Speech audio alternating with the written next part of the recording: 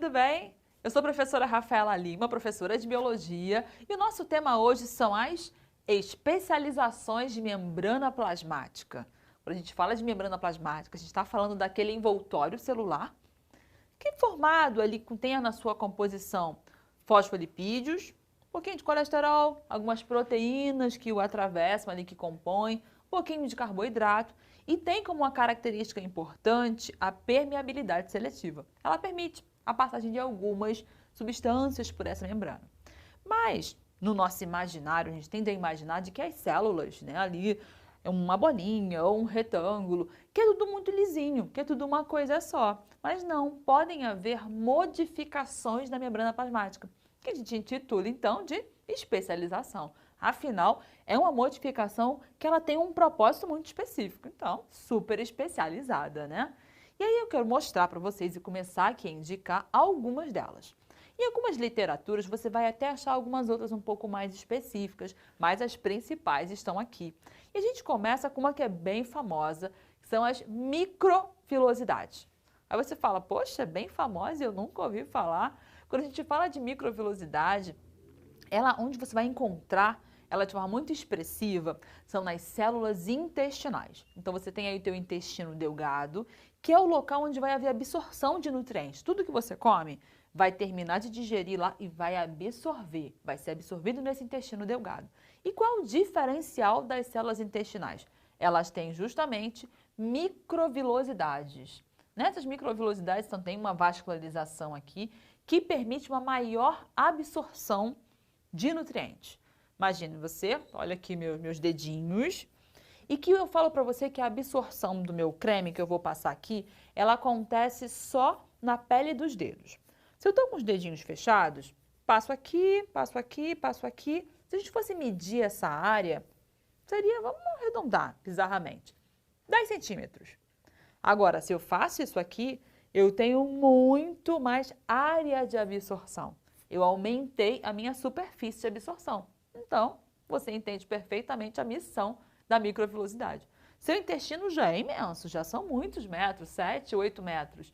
Se fosse contar ainda com a extensão da microvilosidade, pode multiplicar isso muito, porque de fato ele fica muito maior. Então, microvilosidade, você vai conhecê-la por aí, ouvir falar como microvilosidades intestinais, aí já com um sobrenome, justamente com essa missão, de aumentar a superfície de contato.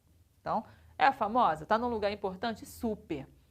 Inclusive, você já reparou que todos os alimentos eles vêm na sua embalagem escrito contém glúten, não contém glúten, contém glúten, não contém glúten. Você fala, gente, por que essa informação?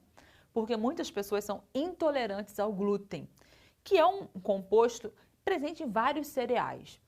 E se essa pessoa ela fica ingerindo esse glúten, ela não sabia que tinha, comeu um pão, comeu um bolo, o que pode acontecer? Desenvolve a chamada doença celíaca, onde uma das manifestações é justamente a perda tão agressiva para o corpo da pessoa, o glúten, que acaba reduzindo as microvilosidades dela. Ao invés de ficar assim com uma alta absorção, reduz. Então a pessoa se sente super mal, dor de barriga, diarreia e, claro, carência na absorção. Tá vendo como isso é tudo muito prático? E aí a gente avança um pouquinho mais em outras especializações. Essa é uma especialização, você viu que uma característica dela é que ela é de superfície, né? Tem até algumas outras modificações, como os chamados estereocílios, umas microvilosidades um pouco mais finas, presentes em algumas células que ajudam na percepção, na captura de algumas substâncias. Mas quando a gente vai agora para especializações laterais, em alguns livros chama de basolateral. Imagina se fossem tijolos, ali ó, o cimento entre os tijolos. Pois é, são essas laterais aqui. Vamos começar com a zona ou zônula, tá? Pode ser de oclusão. Elas são bastante assim, é comum encontrá-las nas células epiteliais. Células que estão aí revestindo aí as superfícies, tanto a parte de superfície quanto a parte interna também do corpo. Então, as células epiteliais. E aí, qual é a composição dela? Você dá uma olhadinha nela aqui, né? Na zona de oclusão. Assim, que estruturinha isso aqui? São umas proteínas de membrana. Ela tem umas proteínas que a gente chama de transmembrana, que atravessa duas membranas e ela dá uma boa aderência. E ela também vai fazer como se fosse uma impermeabilização, para não passar algumas substâncias, não é para passar, então ela realmente vai impedir a passagem dessas moléculas, dá ali uma impermeabilização. tá? Como se eu unisse ali, coloquei ali um plásticozinho para impedir a passagem. Pois é, a zônula de oclusão, ela vai ter esse comportamento. Aí a gente desce um pouquinho mais, a gente vê aqui, ó, a zona ou zônula de adesão. O nome já diz aderência, ela vai ajudar, né? Você vê que ela tem, as proteínas atravessam e elas estão aí ligadas às duas células e elas dão realmente uma boa adesão entre as células. Essa união entre as células para que elas não se desconectem, né? Então, como aquele cimento ali, né? Entre a parede. A gente tem os desmossomos. Os desmossomos, quando a gente vou mostrar aqui na imagem para você, essas proteínas transmembranas, ou seja, elas atravessam as membranas plasmáticas, por isso transmembrana, elas têm até uma estrutura arredondadinha, né? Vou te mostrar aqui. E aí ela tem uma ligação, ó, dá uma olhadinha, o desmossomo, ó, tá vendo? Parece até um disquinho, em alguns livros você coloca assim como um disco adesivo ali, unindo. E esse desmossomo, essa estrutura proteica, ela é ligada ao citoesqueleto celular, o esqueleto da célula. Então, essa parte estrutural da célula, que vai dar ali o formato, a estrutura dessa célula, o desmossomo está ligado a ela, tá? A gente desce um pouquinho mais, a gente chega então nas chamadas junções comunicantes, ou em inglês gap, pode aparecer só gap, ou junções comunicantes, em alguns locais colocam como, eu acho que fenda, como se fosse essa ideia de uma aberturinha ali, mas esse é o nome mais comum, junções comunicantes ou gap. Qual é a jogada? Ela vai estar conectando ali essas células, mas conectando, permitindo passagem de substâncias entre essas células. A gente fala que tem um pequeno trânsito ali, então moléculas pequenas, alguns íons, eles vão passar de uma célula para outra, rola uma passagem ali. Vai ser por onde? Vai ser justamente pela gap, ou pela junção comunicante. Dá uma olhadinha nela aqui, ó. A junção comunicante, ó, parece que tem uns microcorredores, né? Pensando no tijolo não tem assim uns buracos assim entre eles. Imagina que fosse ali a conexão para passar algumas coisas ali, um canduítezinho para passar dois canos, né? Então, a junção comunicante. E a gente viu que essa especialização ela é de superfície, essas são laterais, mas eu tenho algumas especializações que são basais, elas são de base. Como, é uma das mais famosas, justamente é o M-desmossomo. Você, desmossomo, esse é o M-desmossomo, ele parece muito porque ele também tem esse disquinho, ele também é ligado aí ao citoesqueleto.